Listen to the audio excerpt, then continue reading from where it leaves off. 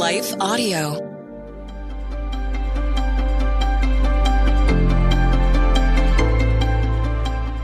Welcome to the Crosswalk Devotional. We're so glad to have you as a listener. Today's topic is honoring our parents well. We'll be right back with a brief message from our sponsor.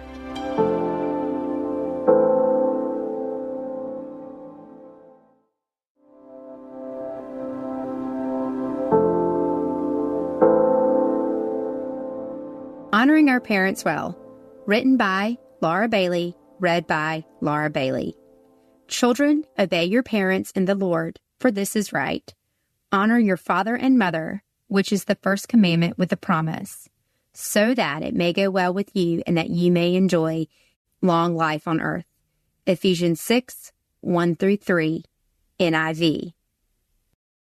Paul's gift of connecting orthodoxy, doctrine, to orthopraxy, how to apply, is one of the reasons I love the book of Ephesians. Paul informs his audience about what they believe and guides them to a deeper understanding of why that matters and how that should change how they live. The first half of Ephesians is informational training, and the second half is on-the-job training. In chapter 6, Paul shares specific ways Christians should live, applying truths he spoke about in previous chapters. Paul outlines how we can live like Christ's followers, specifically in these verses, our homes. We see a brief set of instructions for children in our key verses, Ephesians 6, 1-3. It is important to note that Paul speaks to children who still live in the home and are under their parents' authority.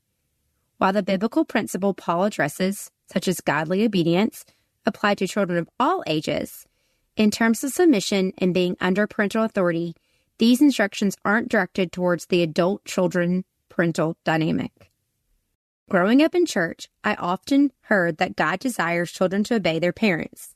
These verses were usually used to encourage good behavior, focusing on a child's outward action rather than the inward heart's motivation, which is what Paul is addressing here. Paul shares that children are to exhibit godly obedience, one that is not rooted in blind submission, but in the heart's desire to submit to the Lord and those whom the Lord places in authority over their lives.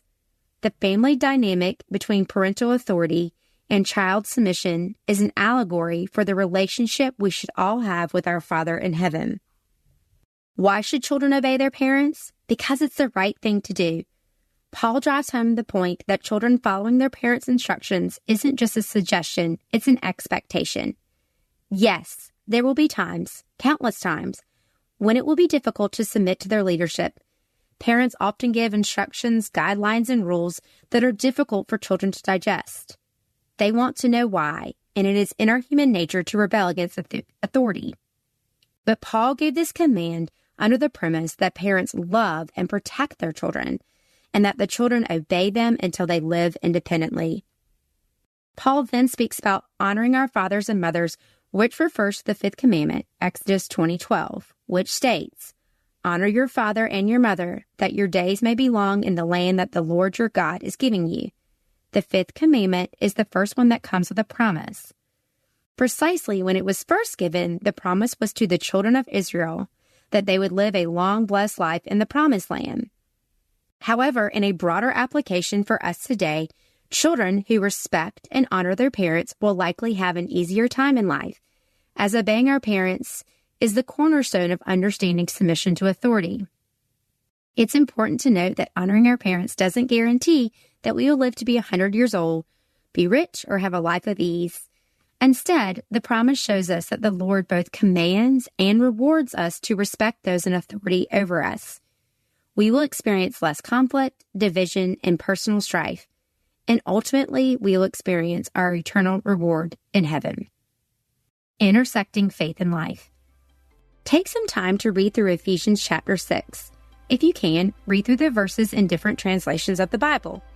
Have you ever noticed that instructions for Christian households come right before Paul encourages us to put on the armor of God? Why do you think this is? How might a firm understanding of the first half of chapter 6 prepare us to receive Paul's closing remarks? For further reading, Check out Ephesians 6, or read the article, 3 Reasons for Tensions Between Adult Children and Parents. The Crosswalk Devotional is a production of Life Audio and Salem Media.